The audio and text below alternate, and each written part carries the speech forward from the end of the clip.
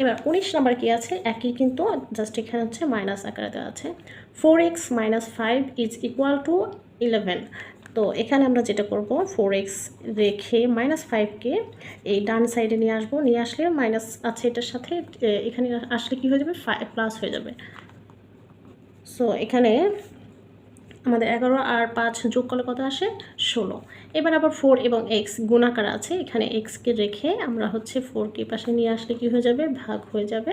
So আমরা এখানে যদি ভাগ করে দিই তাহলে x এর মান আসলো 4 4 16, 4। x এর মান হচ্ছে 4, দিস ইজ দ্য অ্যান্সার। 20 নম্বরে হচ্ছে 3x - 5 ইজ ইকুয়াল টু 17। তো এখানে ঠিক আমরা বড় বড় মতো 3xকে রেখে এই পাশে 17-র সাথে এই -5টাকে ডাইন সাইডে নিয়ে আসলে +5 হয়ে যাবে। এবার দেখি যোগ করলে আমাদের আসে 17 আর 5 যোগ করলে আসে কত, 22। এবার এই এক্সটাকে এখানে রেখে 3 আর x গুণাকার আছে, এই পাশে আনলে কী হয়ে যাবে, ভাগ হয়ে যাবে। তো এখন দেখো এখানে 3 দিয়ে 22কে কিন্তু হচ্ছে ভাগ করা যায় না, মানে ভাগ করা যায় সেটা হচ্ছে তোমার দশমিকে আসবে, কিন্তু বীজগণিতিক মানগুলো দশমিকে না রেখে আমরা হচ্ছে এভাবে সরাসরি ভগ্নাংশ আকারে রাখলেই সুন্দর দেখা যায়। সুতরাং x এর মান কিন্তু হচ্ছে এটাই, যে হচ্ছে 22/3। This is the answer.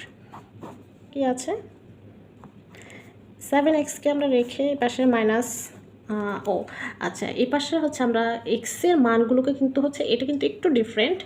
X এখানে এই বাম পাশে আছে কিন্তু 7x - 2 আর ডান পাশে আছে x প্লাস 16। তো আমরা কি করতে পারি, যেহেতু আমাদের এক্সের মান বের হবে তাহলে বাম পাশে আমরা এক্সের মানগুলোকে বাম পাশে রেখে দেবো আর পূর্ণ সংখ্যাগুলো ডান পাশে রাখবো। তো এখানে 7x আছে, 7xকে রাখলাম, আর এই যে ডান পাশে x আছে এই এক্সটাকে আমরা হচ্ছে বাম পাশে নিয়ে আসবো। তো এক্সের সামনে এখানে যেহেতু কোনো সাইন নেই, কোনো সাইন না থাকলে কি ধরা যায়, প্লাস চিহ্ন। তো প্লাসটাকে এ পাশে নিয়ে আসলে কি হবে, -x। আচ্ছা, এবার 2টাকে এখানে রাখবো না, কারণ 2টা কিন্তু আমাদের ডান সাইডে চলে আসবে। এখানে ছিল 16, এই 2 এর সামনে এই পাশে ছিল মাইনাস, তো হচ্ছে যখন ডান পাশে চলে আসবে তখন হচ্ছে +2 হয়ে যাবে। এবার দেখো এখানে 7x থেকে একটা x, মানে হচ্ছে এখানে 7টা x থেকে একটা x কি হবে, মাইনাস হয়ে যাবে। তো 7টা x থেকে একটা x মাইনাস হয়ে গেলে আমাদের কয়টা x থাকে, 6টা x। হ্যাঁ, এবার 16 আর 2 যোগ করলে কত আসে, 18।